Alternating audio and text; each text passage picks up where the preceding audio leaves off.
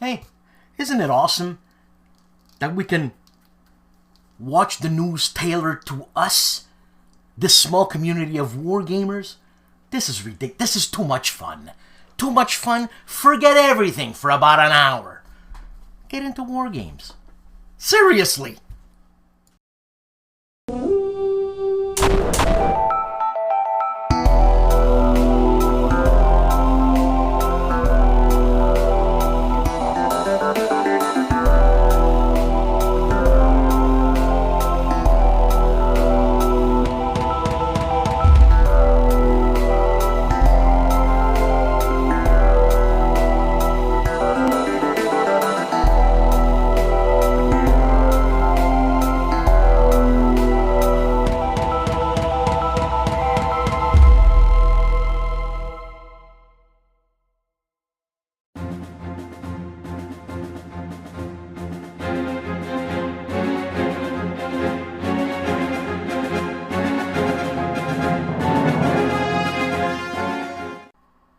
Well, there's the news that matters to us. On my channel, Artie and I did on everything you wanted to know about war games, but we're afraid to ask, so let me be the guy who looks like the dummy of the class. It's not very hard.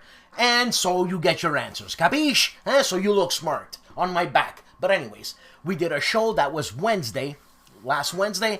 And check out also the Kickstarter, the ending of, it's because I'm excited about it, Herman Littman's game there, A Fearful Sacrifice. I mean, look, for me it was very easy. One, Herman. And for me it was very easy. One, Rick Barber. I mean, seriously. And Mark of Flying Pig Games does a great job. Great production. Great production. It's a win-win for me. And I didn't get paid to say this. I'm telling you. But anyways, you know what? Check out Armageddon War by Flying Pig Games on the secondary market. Check it out.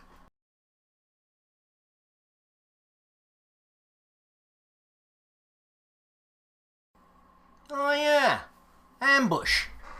Right. I'm not making a big thing out of it. This is just Ambush. Well, 2 people won and 2 people declined. 2 other people told me they don't want it. This is from the patrons. So, I did pick 2 people. 2 people did win. They declined it. I don't want to mention names. And it's up for grabs again. Hey, what can I tell you? Ambush is gonna be won next week. I have to pick another name.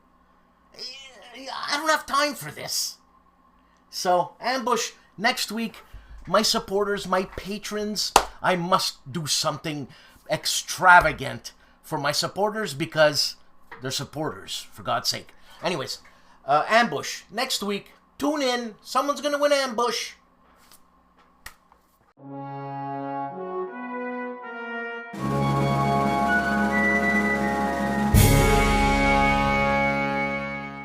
Hello, this is Riccardo Masini, and this time the greatest day in history and games is April 30th, 1863, the day when Union General Joseph Hooker attacked the Robert E. Lee's Confederate forces with twice the number of men and lost badly the first day of the Battle of Chancellorsville. Once again, as often happens with Civil War campaigns, we find ourselves in a stalemate. It is April 1863 and another attempt at destroying the Confederate Army of Northern Virginia by Union forces has been bloodily repulsed just a few months before with the disastrous Northern frontal assaults on Fredericksburg, clumsily executed by General Burnside. The 2 armies face each other across the Rappahannock River. Now, the Union Army of the Potomac had a new vigorous commander, Joseph Hooker. Once again, new reinforcements and, most of all, a new plan. Hooker knew very well that another direct move against Fredericksburg would fail again, so he tried to force Lee to abandon his positions with a series of cavalry raids to the Confederate rear towards Richmond itself. The plan was to induce Lee to retreat and simultaneously strike him while on the move from two different directions. One east of Fredericksburg with 40,000 troops led by General Sedgwick, and another one upriver of the Rappahannock with the main body of the army concentrating on the small hamlet of Chancellorsville inside the Spotsylvania wilderness. A good idea on paper, with only one problem. General Lee did not cooperate. When all this plan set in motion, Lee was at first surprised, but quickly understood that something weird was going on, so he made something as much as absurd as genial. He split his minor force in front of a larger enemy. General Early was left defending Fredericksburg with a small contingent, while Lee himself, together with General Jackson, would ride west to face the large Union force whose movements had just been reported by the cavalry general Jeb Stuart. It was April 30, and the first shots were heard across the Rappahannock. Now, crossing a river in front of an armed enemy is always a difficult feat in warfare. Just ask Napoleon about Aspern and Sling. But doing it in a highly wooded region over such a large area without reliable means of communication, it is even more difficult. So, when he emerged from the wilderness on May the 1st, Hooker found Lee waiting for him and hesitated, even moving back from the enemy. Possibly fearing another disaster like the one suffered by Burnside, he hoped to induce a frontal Confederate attack and easily repulse it. Well, the Confederate attack came, but not in the way Hooker would have hoped. After another series of precise cavalry reports, Lee felt confident about the tremendous risks he was taking and split this portion of his army once again.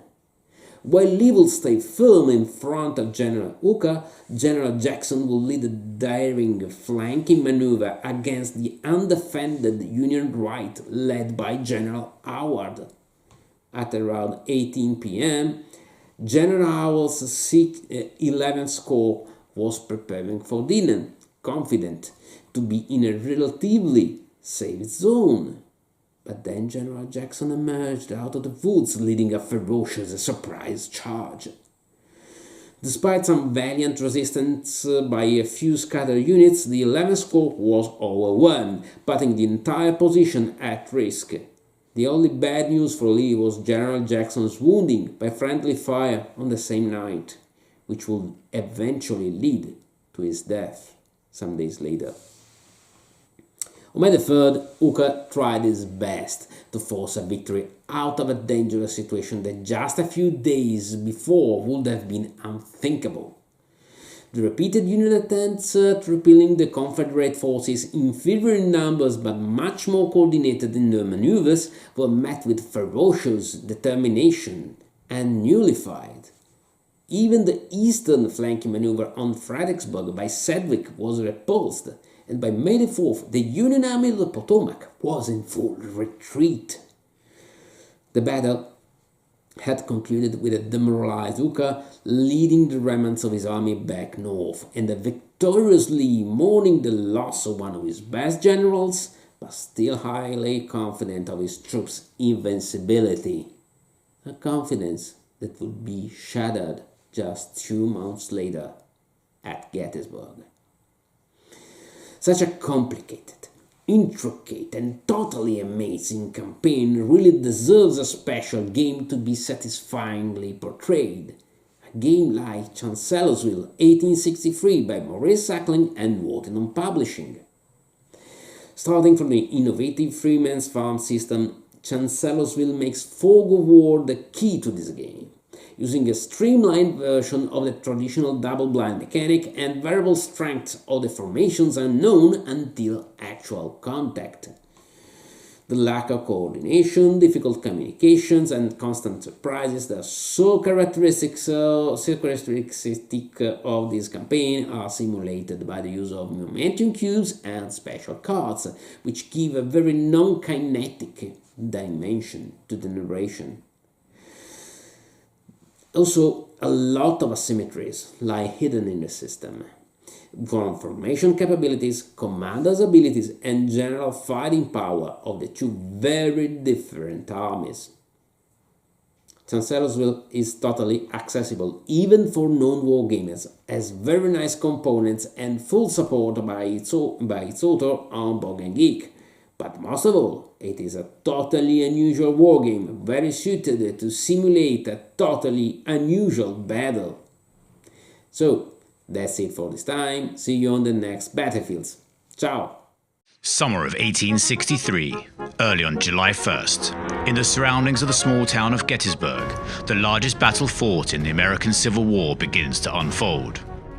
A battle that will determine the fate of the nation. A Most Fearful Sacrifice is an epic two-player wargame allowing players to depict the fighting that occurred during all 3 days of this decisive clash. The Black Swan ACW operating system is specifically designed to handle the larger scale battle and provide a challenging, constantly developing battle situation. A Most Fearful Sacrifice, The 3 Days of Gettysburg, a game designed by Herman Luttman, published by Mark H. Walker. A Flying Pig game.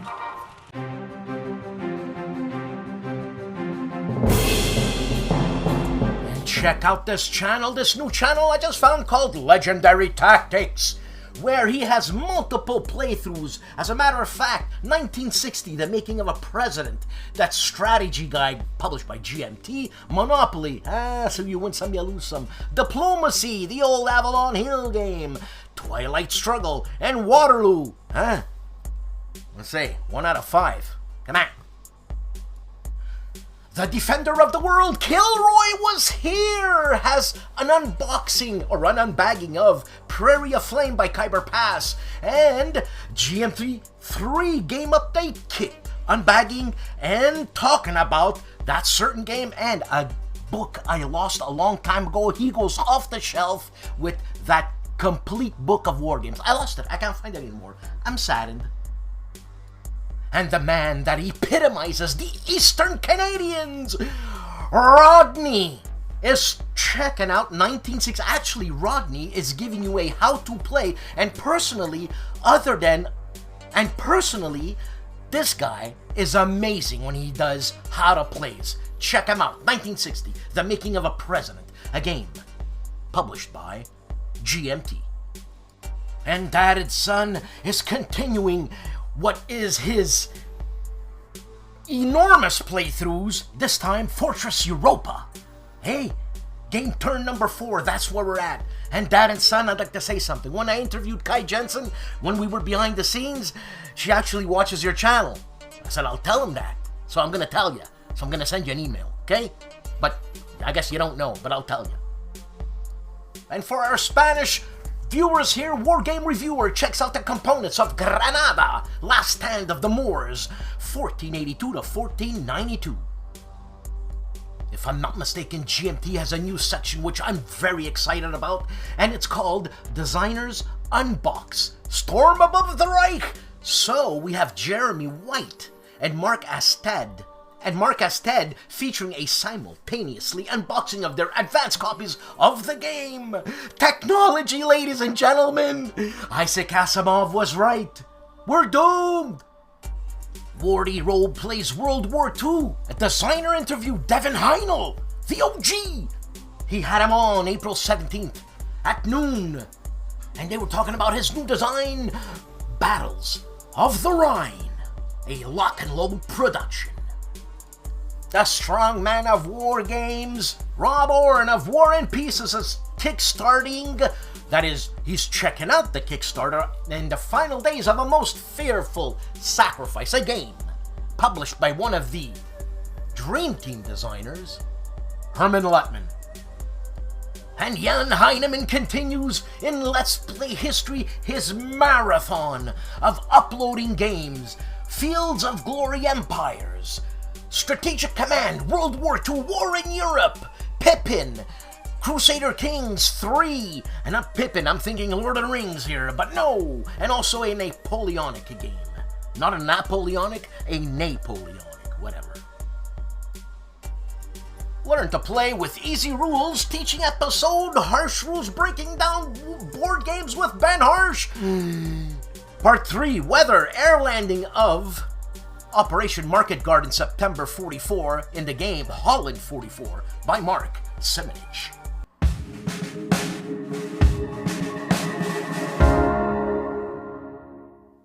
Hello everyone, this is Michel Leviathan Sorbet, and this is a new roundup of the weekly content that I published on my Wojennick TV YouTube channel. Last Sunday I published a playthrough of By Stealth and Sea from Untitled Games. Now this is an extremely interesting solitaire game in which we can take control of Italian special forces which were part of the 10th Flotilla, using motorboats, midget submarines and operating in the Mediterranean during the Second World War. Extremely interesting immersive experience using interesting mechanics with a ton of interesting scenarios, with a lot of vessels, with a lot of interesting equipment that those soldiers used. So this was quite an experience. I really liked the game, and in some time I will also publish the review of this title. On Tuesday, something exceptional, something new, an interview with Vangelis Bagiertakis, the author and designer of Freedom, published by Phalanx. We had a chat with Vangelis concerning his most recent design, so Freedom, but we have also spoken about his begins, why he decided to design board games at the first place, and what are his future projects. This video was published in English, the interview was made in English, so if you're interested in taking a look at what Vangelis is all about and what were the design philosophy for Freedom, you should definitely take a look at it. On Wednesday, the Polish unboxing, and this time I decided to unbox 1565 St. Elmo's Pay. Extremely interesting game about one of the most important battles fought in the 17th century, the Siege of Malta. This is a two-player card game in which one of the players will take control of the Christian forces defending the city of the island of Malta against the Ottoman forces led by Lala Suleiman Pasha, who was in charge of the siege of Malta. Now this is one of the most important battles fought between the Christians and the Turks in the 17th century. In the 16th century, and it is often compared to the decisive victory of the Christian forces at Lepanto. Historians disagree which of those two battles was decisive. I still think that Lepanto was most important, but without any doubt St. Elmo's defense and the defense of Malta in general, the Turkish failure to seize the island, was an extremely important event also. On Friday, the review of the solo mode of Moonflight, the card Unbuilder, which I have already presented in a standard review focusing on the standard playing mode. Here I presented the solo mode because this game has two solo modes included, so I presented the Polish review of both of them. This was the Polish review. An English review of the solo mode as well as the standard mode of Moonflight will also be published in some time. So that's it, those were the 4 videos published on Wojennick TV during the last week. I wish you an excellent weekend, great gaming and a great week to come. See you next time.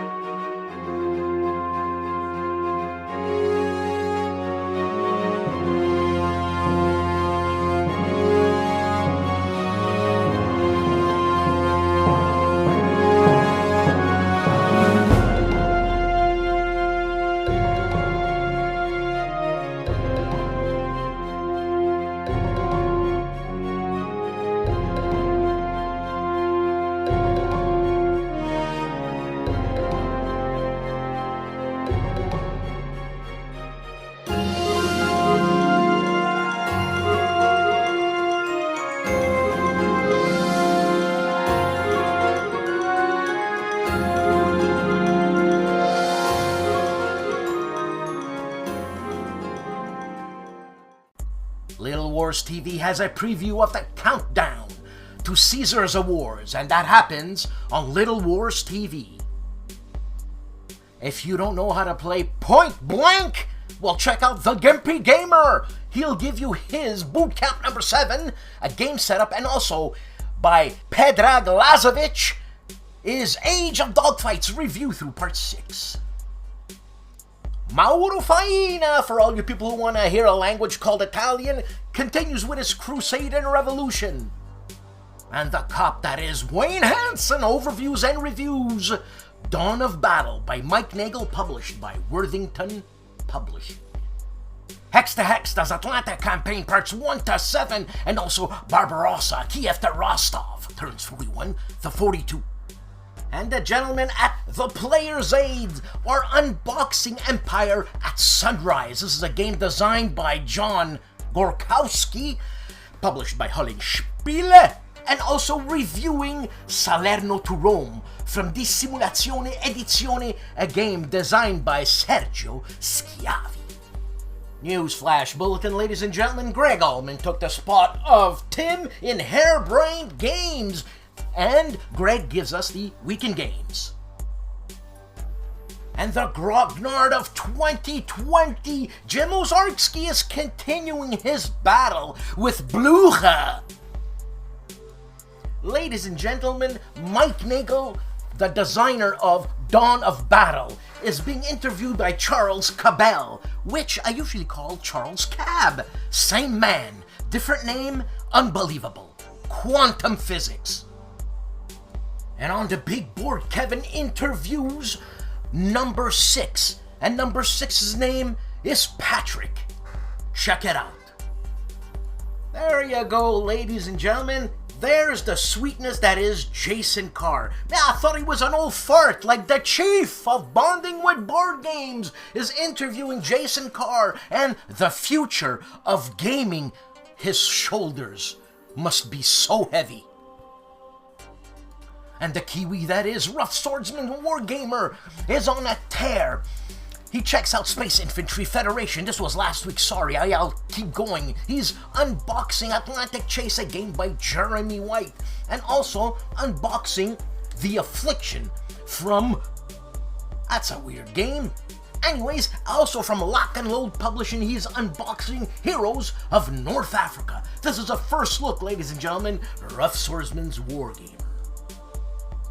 And Mo of Mo's Game Table is checking out High Frontiers for All by Phil Eklund. Game preview on his channel, check him out. And the man who turns me on because of his lighting. You get it? Turn on, lighting? Anyways, Seek Out and Play continues Black Swan, Europe 1939 to 1945. This is a Vento Nuovo game. It's a how to play example. Part 2. The man, the legend, STUKAJOE continues his playthrough of A Gates of Hell. He is presently on turn 6. And Artie of the ARDWULF'S LAIR is unboxing Napoleon's Imperium from Compass Games, and also his famous counter-clipping stream. Check him out. Nothing is said, but everything is heard. Also, Cities of Harn, a Harn's World. Columbia Games. Enrico Viglino, the man famously known as Calandale, has a slew of videos, ladies and gents. Check them out. They're here for your perusal.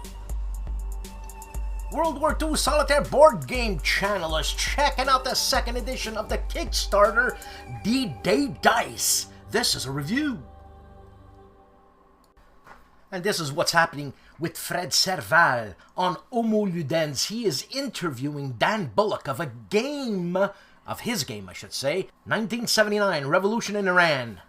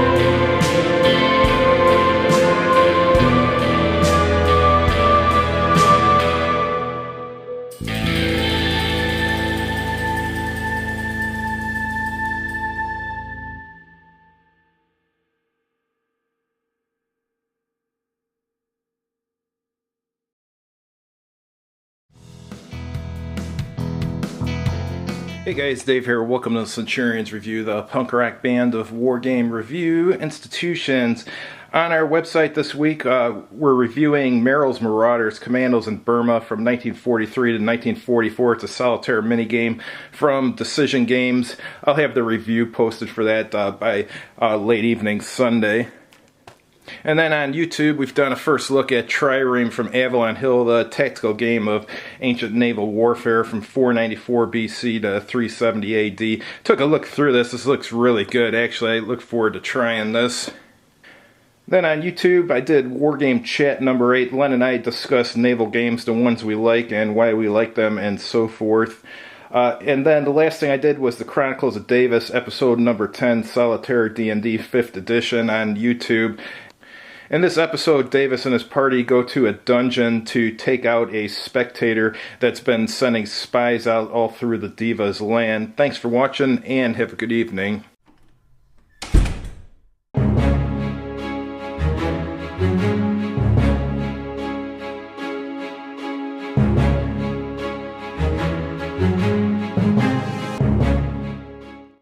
Hello all, today Kilroy goes off the shelf on errata. In the beginning, publishers made Wargames and saw everything that they had made and beheld was good, was very good, and thus ended their work and rested for all which they had made. The end, right? Aren't all Wargames created perfect? Well, your mileage may vary, but for me that's a negative. Errata, or is it errata? Heck, even the word is ripe for errors. Has been with us since the beginning and manifests itself in all aspects of rules, maps, counters, and other components, sometimes all of the above. We have all seen one of these. Well, no, that's a packing slip. Or no, we've seen one of these. Oh, that's another packing slip. You know what? We've seen one of these. You know, a little slip of paper that comes with the game. In fact, the variety of errata and how it's communicated is endless. So we get little slips of paper. We get bigger slips of paper with errata. We get, you know, colored pieces of paper with errata. Then we get big colored pieces of paper with errata. Then we get, you know, double-sided pieces of paper with errata. And then we get, you know, multiple pieces of pages with errata.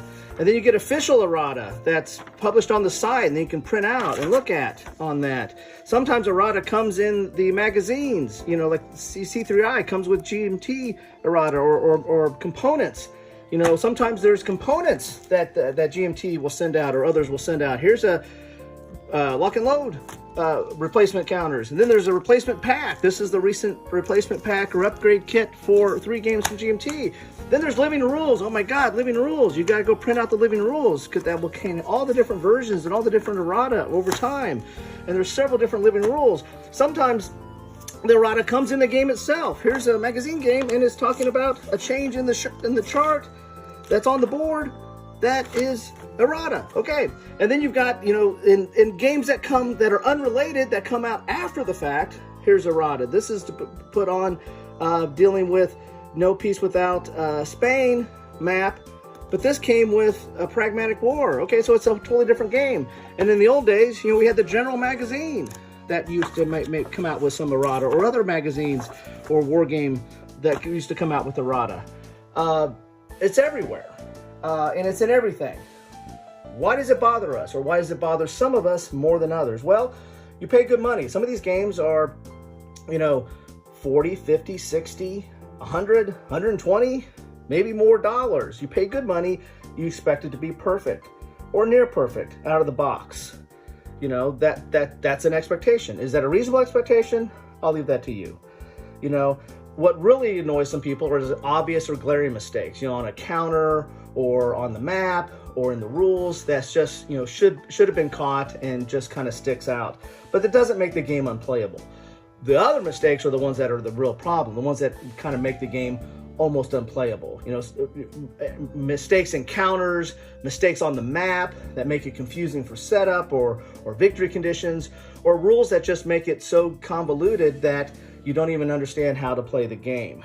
You know, how does this happen? Well, you know, there's numerous reasons, and you know, but at a very, very high level, you know, it's a miss in production and quality control.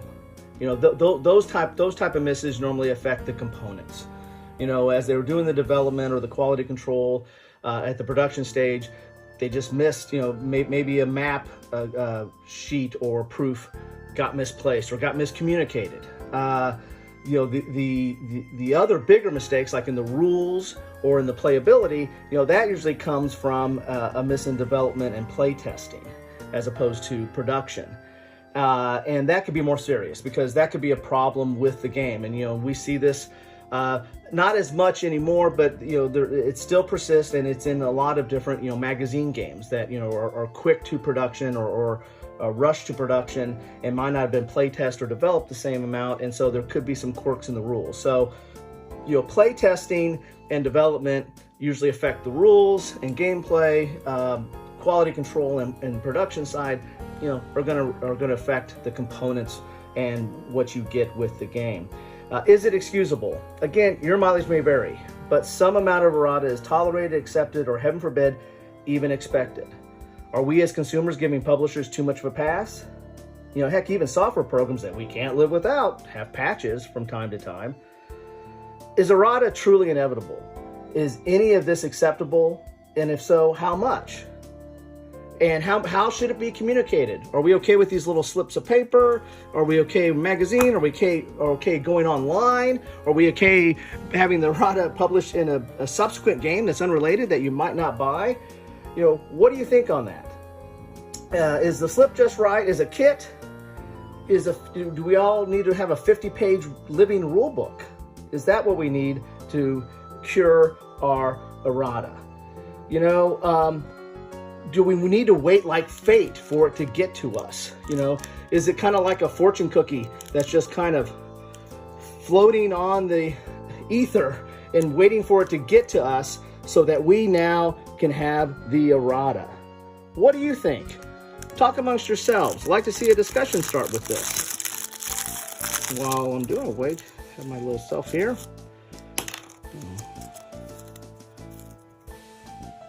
Oh, great.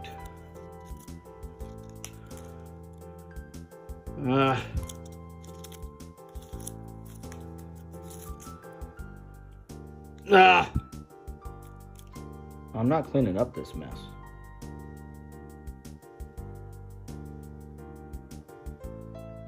Another week, another show. We're on our 4th year. That's awesome. Thank you for the supporters. Please, if you'd like to support this channel, go ahead. It really, really helps. It costs you $1.25 per week. That means you get a 1-hour episode for $1.25. Can't even buy a cup of coffee for $1.25, but I'm redundant. Anyways, thank you for the people who support. Subscribe, please. Click. Fini. That's it. Forget about me. And like. You don't even have to like me. But like me. Sunday. That is tomorrow. As of this show comes out. This show comes out Saturday morning at midnight. I like to think of it as 8 o'clock in the morning because that's when I would get up to watch the cartoons, whatever. And I will be interviewing Dream Team designer Herman Luttman with his publisher at the present moment of The Most Fearful Sacrifice, Mark H. Walker, which Mark in himself, if you don't know Mark, is a very, very interesting character. Lots of history behind that man, obviously.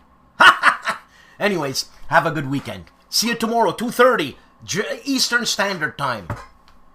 Hasta la vista, baby.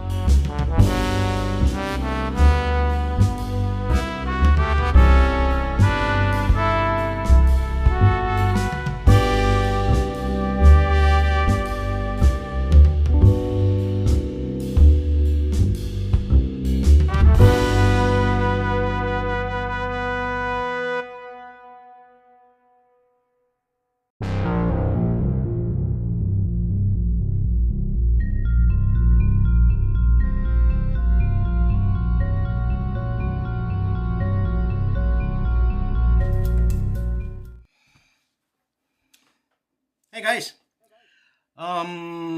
this is not the Collector's Corners type of game, but I will do that. It's just I just received this in the mail, and I thought, hey, you know what? If I'm gonna unbox it, let me do a video. Two birds, one stone. Here we go. So this is from Nuts Publishing, and it's a Nuts Expert game. Okay, 300 Earth and Water. It's called. So. This is the Greeks against the Persians. Combat Rations 1. I'm assuming this is box number 1.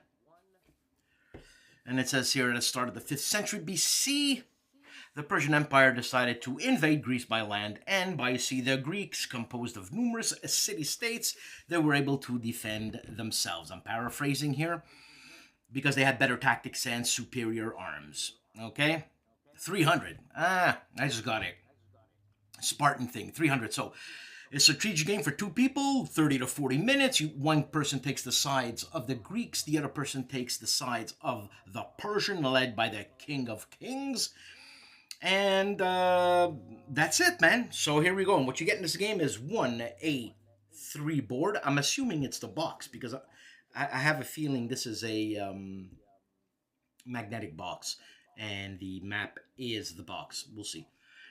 So you get 1 A3 board, 16 cards, 6 dice, 35 cubes, 11 dice, 11 discs, sorry, 1 rod and 1 rule book. I still have to find a way how to get this properly straight and not on that angle, the camera that is. But anyways, the setup I have is no good. So here we go. Unwrapping this, unshrinking. Yep. I think it is. It's that material that's very, very glossy. Very, very, I don't know, glossy. I mean, slippy.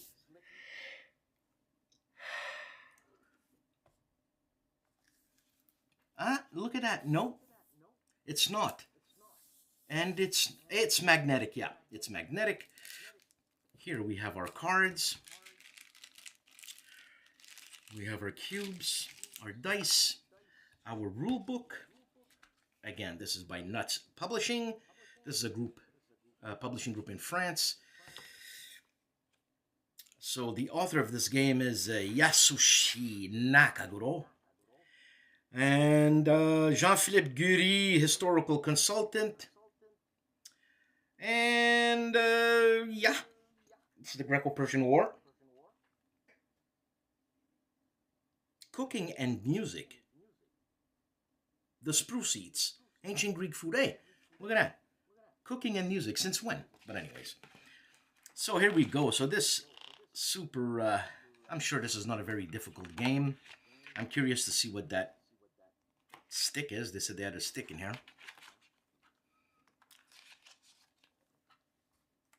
So it's about 15 pages long. 15 pages of half-page, decent font-sized rules. So here's the board. It's a mounted board, man. You know what it makes me think of?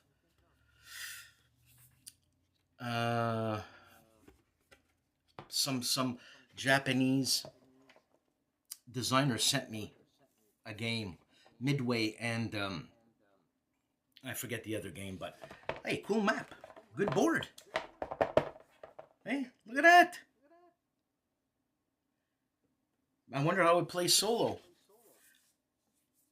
Hey, nice components, I tell you that much. Does this play solo? Because, you know, getting people to play, and I know Stigler is going to say, yeah, vassal, that's it. And he doesn't like solo. Wait, doesn't like solo. He's got reservations on playing two-player game solo. You know, you're just like Stigler is just like, what's his face? Artie, you know? A heavy grog. You can't move a grog. I don't know. I don't know if it's soloable. Let's see here. Let's check out some of these cards here, right?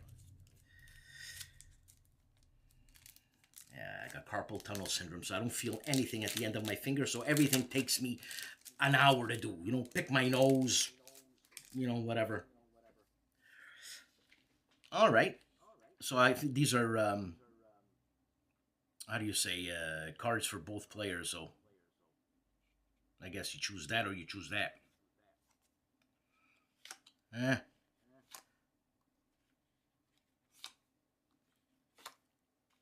gotta learn how to pronounce some of those Greek names. Anyways, that's pretty cool. I'm gonna get in touch with these guys because they just sent it to me like that. You know? So, very nice of them. And I hope to play. One of my friends, when this COVID is over, one of my friends, I showed him my board games, and you know, I enjoy World War II. And he says, "Don't you have any ancient games?" I have an ancient game now. Let's see if he's gonna play it. Plus, I got SPQR and Cataphract, and yeah, mucho.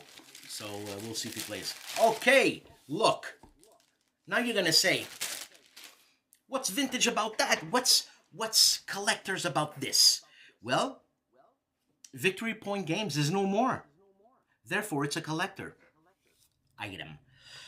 And this is one of their, I would probably say, one of their most easiest accessible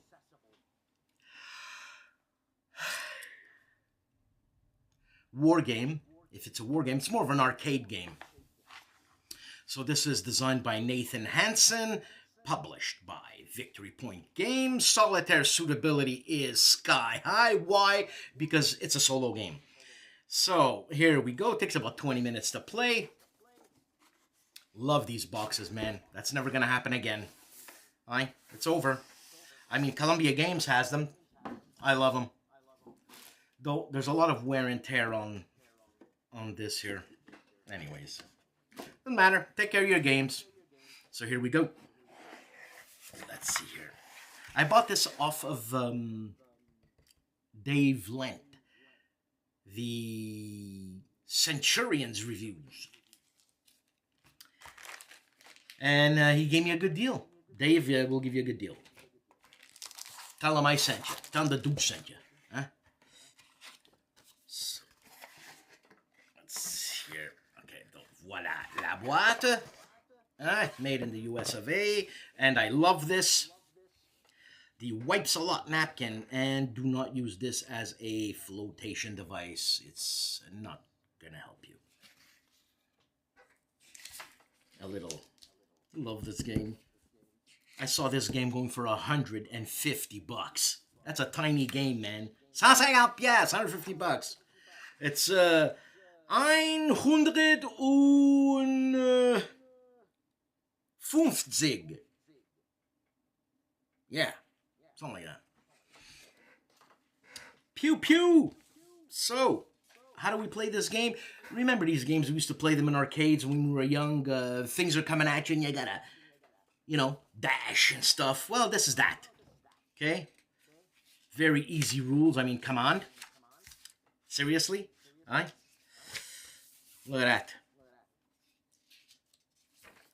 Alright, I just skipped the page. That's fine. And look at that. Hey, rules lawyer. God, man. Hey, what do they call that? Analysis paralysis. I hate playing with people who are like that. And people, if you don't know you're like that, know it and stop playing. Just don't do that. Analysis paralysis. All right. So, okay. So, every card, every back of the card, you have a sequence of play. So, yeah. Don't ask anybody what the sequence of play is. And here you got your cards. I haven't played this game, so I don't know how to play this game. So I guess you choose a certain amount of cards and you move, I guess. Things come at you real fast. Right? So that's what it is. And you have, I don't know, what is it, 32 cards? Anyways, yeah, that's a collector's thing. Victory Point Games is now, their games are collector items. Go see. Zulus on the Ramparts. Check it out. From Victory Point Games. On the second-hand market. From eBay. Alright? These are great little, I love it when they do stuff like that. You know, like you know, I don't know what that's for, but look, I'm going to learn how to play it. I bought it because I'm going to learn how to play it, and I collect it. It's not mint because it's been punched, but it's mint because it's mint. You know what I'm saying? It's just mint, unshrink wrapped. Okay, some of the stuff like that. But you know that when you buy a game for collector purposes, you gotta check stuff like that. But, anyways, so that's it for Pew Pew, the Collector's Corner. Have a good weekend and have fun, man.